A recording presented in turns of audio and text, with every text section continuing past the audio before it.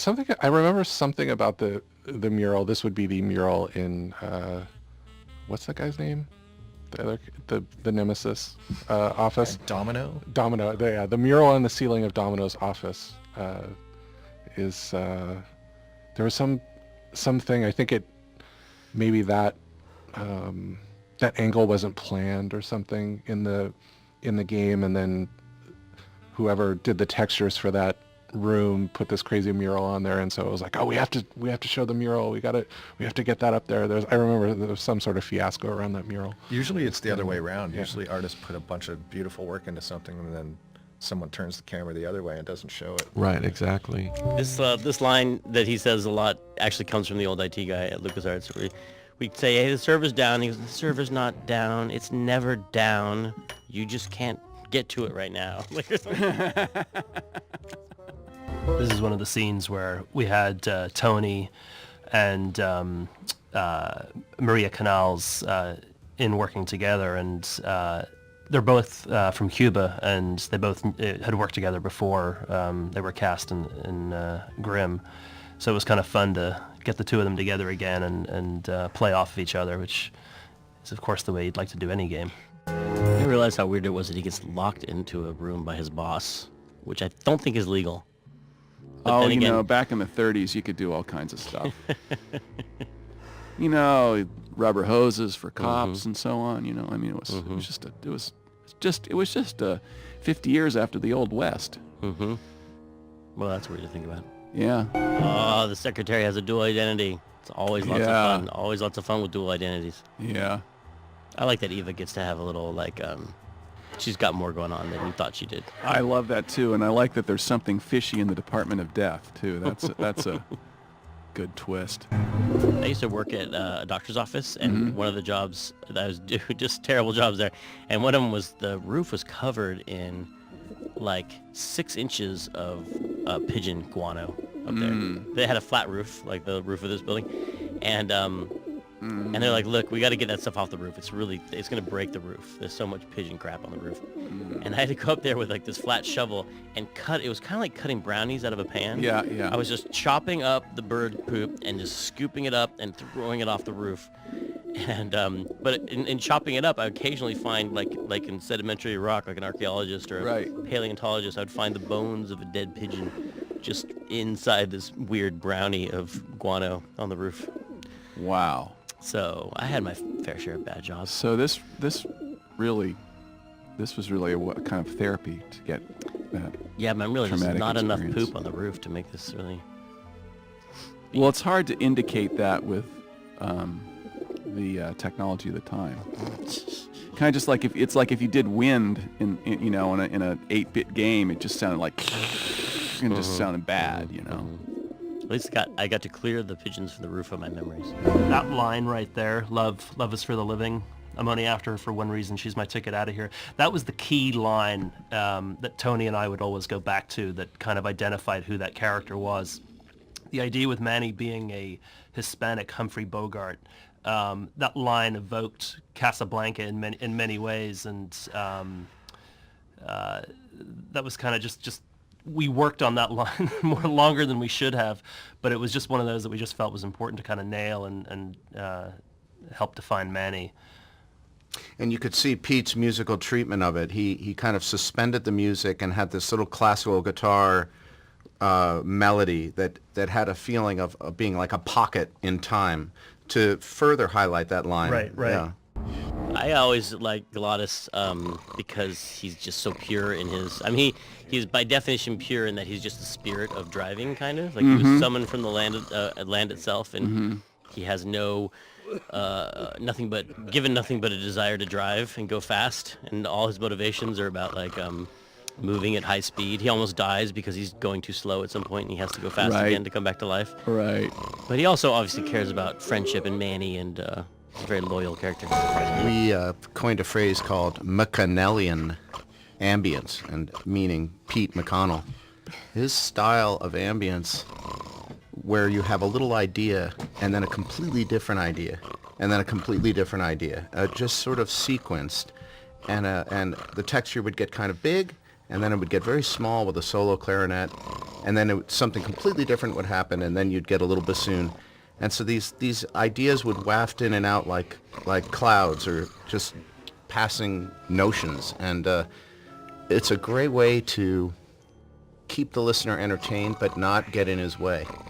And so we termed that a Machiavellian approach to ambience. This is me playing with my own worst fears. I was realizing while we're making this game, I just randomly was thinking about how nice it is that spiders can't fly. Mm-hmm. You know, with spiders are kind of icky, but they're on the wall. You can stay away from them. Don't go in the garage. Don't get firewood ever. You can stay away from spiders, but what if they could fly? What if you had to, instead of like a bee buzzing around you or something, you had to worry about like there's a black widow. Like, wouldn't that be creepy? So we made flying spiders in the game. Some of the things that we came up with for this game, like the Petrified Forest. Well, Petrified Forest is right out of a Bogart movie. Right. That's coming from the name of a Bogart movie. And he's actually a gangster. He's a bad guy in it, yeah. But having these little things pumping it, I don't know where this came up with. Like, I feel like in games now we try to make things make sense. Like, oh, you go to a gas station, something you know that exists. But here, it's a weird hydraulic pump factory with a counterweight on top of it for sucking something out of the marrow out of these trees. Oh, right. But it was all worth it because it was satisfying to see Glottis spin around on the top of it. I like the environmental message myself.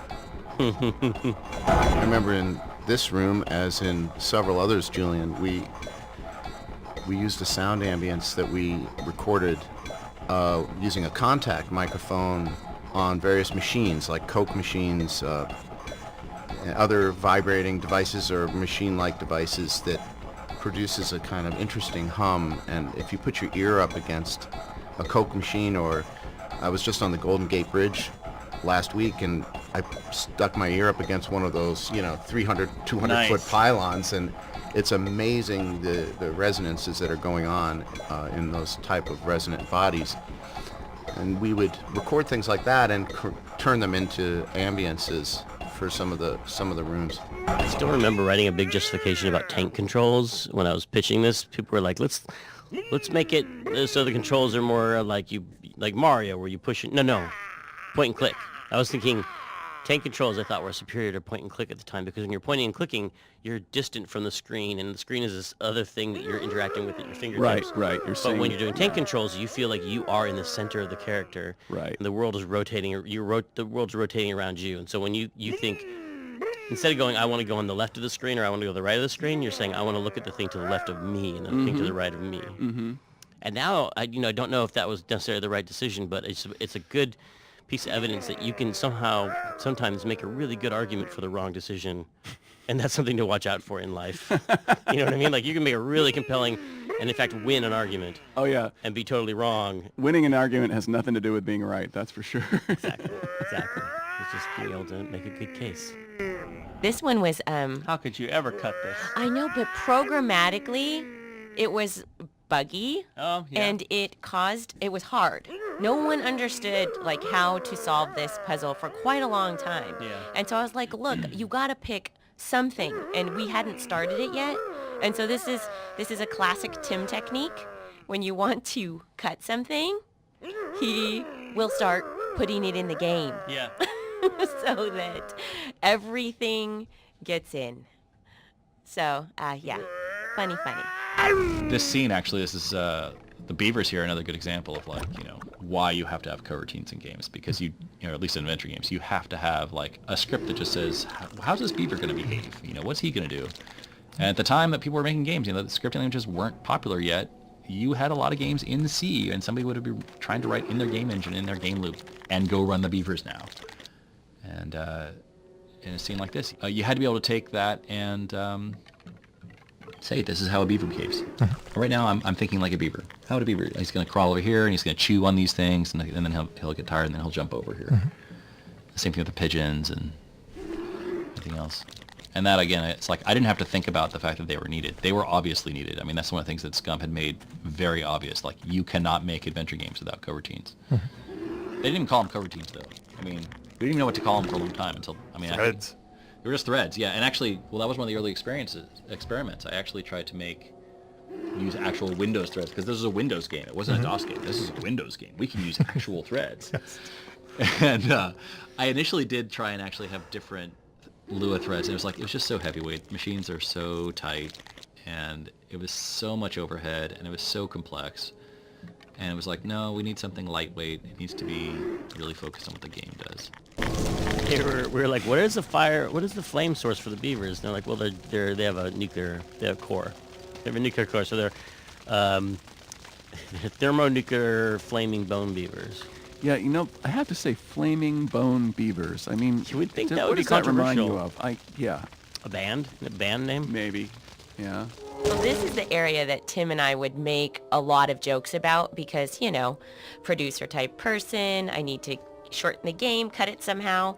So this area, I would, say, hey, we need to cut the beavers. Does that make sense? He's like, no way, not cutting it. Oh, well, the whole time we'd fight about it, and it was that one kind of thing where that was the story I told a little earlier about the ship, and he said, Leslie, a game is like a ship, and the ship is going, and it's going to keep going until it stops.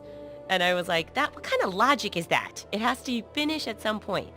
So I was like, look, the beavers got to go, and they'd always be on the list. And he actually drew me a little pictures on a napkin of like the armadillo, the beavers on fire. And he's like, why did you cut me, Leslie? Please don't cut me, Leslie. And he would just poke me. That's so funny. Yeah. This is like a callback to those brave young men and their jaunty jalopies. You ever seen that movie? Those outrageous young men, their flying machines. That I remember. There are these two crazy movies from the 60s which were all about, it was kind of like the Wacky Races, but a real-life version. Magnificent. The flying machines. And it was like one of those movies, it was kind of like Wild, Wild, Wild World or whatever. Like it's a Mad World, where all these people are chasing some crazy prize, but the cars in it always had things like that. I think that is a direct lift. Like one of the cars would have these hydraulic shocks that lifted up, or just crazy extending things. Right. The character Celso is played by a really funny actor called Peter Lorre, and when he came into the studio on the first day, he had this real look of apprehension about him, and it turned out the word in Hollywood was that Grim Fandango was code name for Star Wars Episode 1 casting. So when he was coming in for the project, people were telling him, you're going to be going in and George Lucas is going to be there and they're going to be flying you up to the ranch. And he was terribly disappointed when he walked in, and the only person in the studio was me. I really wanted to have this moment of Lasco bonding with Glottis, through the magic of cars, and talking about engines and stuff. And cars bring people together, talking about engines. Plus, because I never had sports. Internal combustion. I never liked sports. I was not into the manly unifier of sports. But me neither. But cars you can talk about with the toughest of dudes. That's true. That's true. And just the amount of research that went into all of this, because I just remember Tim going to every film noir movie ever, and we would just all the time there would be something to do, and he's like, want to go to the movies? And it was just, I mean, you can see it, the dark shadows, and then the music. I mean, everything is just so film noir and really pulls you in. Yeah, I remember us all going to see Casablanca, and I think it was in the Castro Theater or something. It was one of those old San Francisco theaters. I forget which one it was, but it was, the whole gang of us went. And yeah, remember, did you guys go to the Golden Gate Fields for the horse races? I know they weren't. I wish. That was part of it, because I think there were some scenes around that, and that was just fun. I mean, just the research trips. Yeah, those were fun.